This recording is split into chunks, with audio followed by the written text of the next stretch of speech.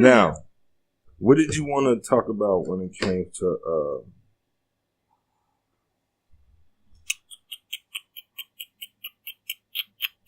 baby boomers, millennials, and Generation X? We've been kind of touching on it already with the music and the models and stuff like that. Just the differences between what was socially, ethically accepted back then and what we accept now. Mm-hmm. We really touched on almost all of it. We touched on the good rapping and the mumble rappers and being conservative and nipples showing on our models' titties and pictures. We really touched on just about all of it. I was listening to Aretha Franklin, Natural Woman, the other day. I was like it just came on Pandora. I was just like, man, like there is nothing like this now.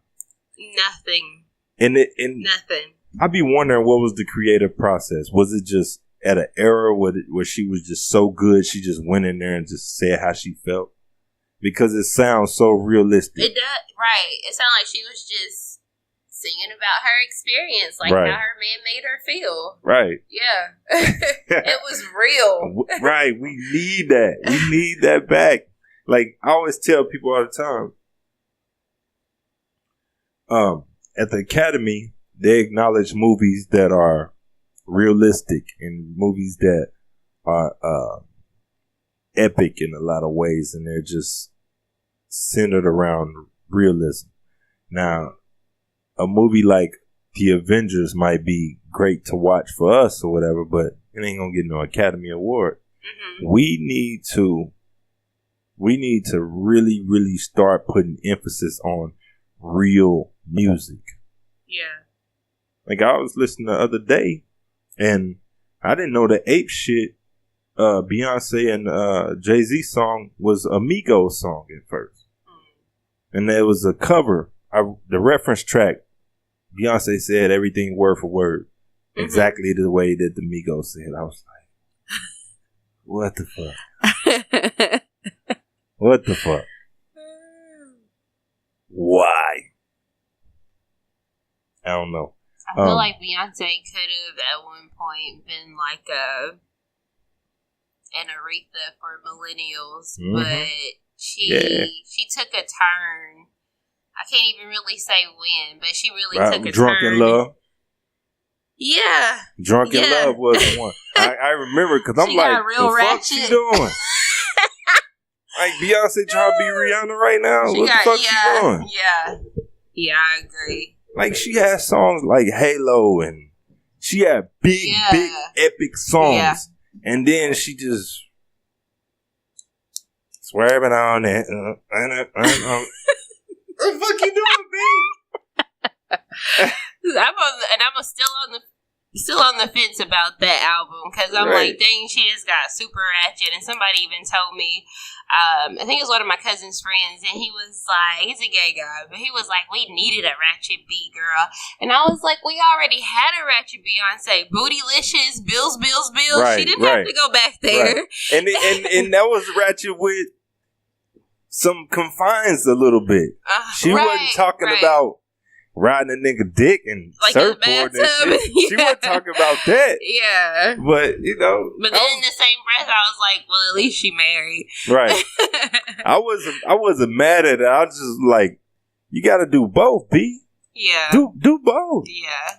Because she is an impeccable singer. She can sing her ass off. Sing. And I'm just like, come on, B, do both. Why you gotta just do one? Right. It kind of fucked me up. I was like, no. But, I mean. Yeah. There was a lot of super ratchet songs on that album. But then the one she dropped after that, the Lemonade album, that was better. What do you think was the greatest song ever sung? Like, period? I want not the greatest song ever made, but the greatest song as far as singing that you ever heard sung. That's hard. I know, right?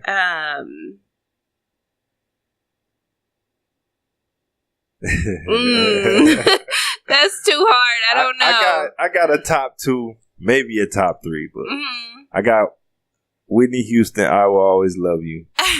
That was funny because I almost said that. Right. But I don't know. That's what it was. It's a good one. A really good one. And I got Celine Dion, My Heart Will Go On. Okay. The Titanic song. That was the shit to me. And then what's that one song that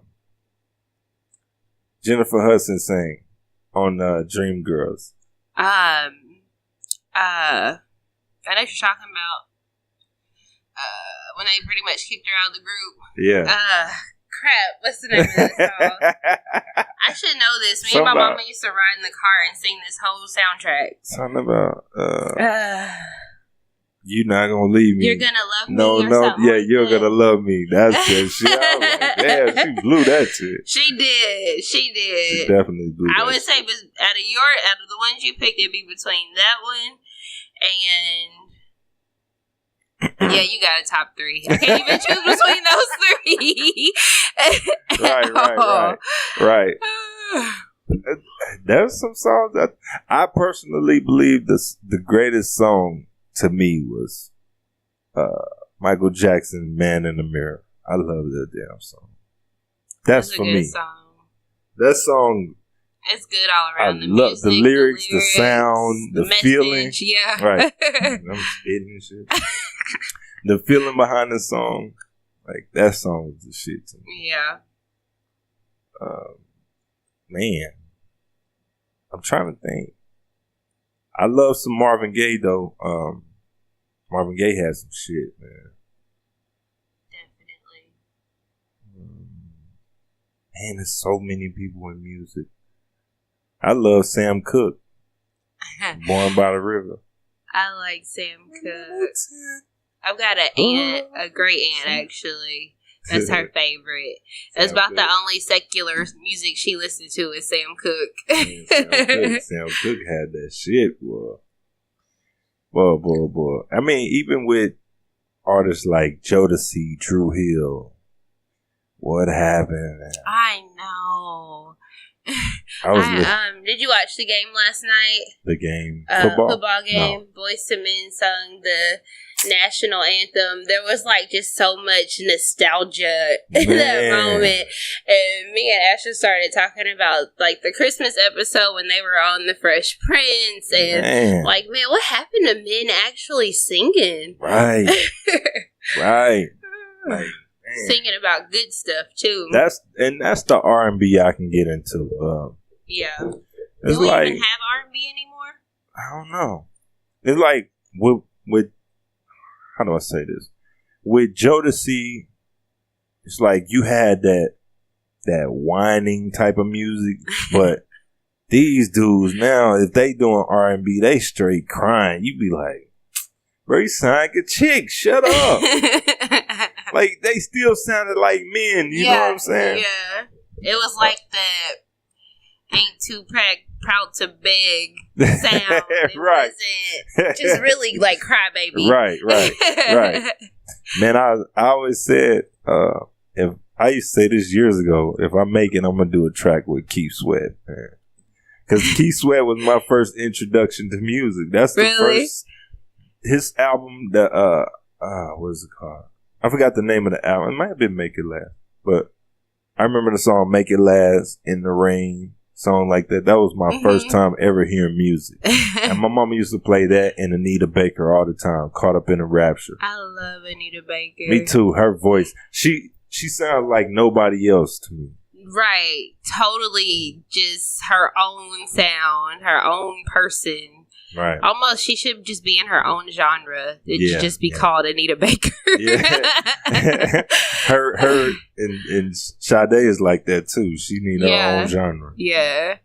Both of their voices are so just soothing. Yeah. You can, a lullaby almost. I used to listen to that shit all the time. My mama brought me up on that. Mm-hmm. And then going to barbecues and shit and listening to CZ Hill, Luther Ingram, Johnny Taylor, all that blues. And I like Johnny Taylor. Where are we at, man? We need to go back. We do. To need that timeless music. Time machine. Just take everybody back and have a redo. Yeah, man. That Anita Baker shit was so fire, man. I don't even remember my first introduction to music. I know my great grandmother introduced me to Frank Sinatra when I was really young, and I still listen to him. I don't know. There's just like so many artists come to mind when I think of me listening to music as a kid. Right. There's a lot of shit out there, and like I was listening the other day to Patrice Rushen. And then I listened to that, and then I got to some Shaka Khan. You know, I was into all of that shit, man. Some Isley Brothers. That's the shit I listen to now, man. I do rap that I like, but it's rare to find a rap song that I'm just really fucking with. And when I find one, I fuck with it for months. Just one song. Maybe years. It's hard. I was listening to that Jeezy, You Better Believe It the other day. That shit still knocking. Yeah, I remember that song. I haven't heard them forever. Them niggas went in on them verses. I was like, yeah.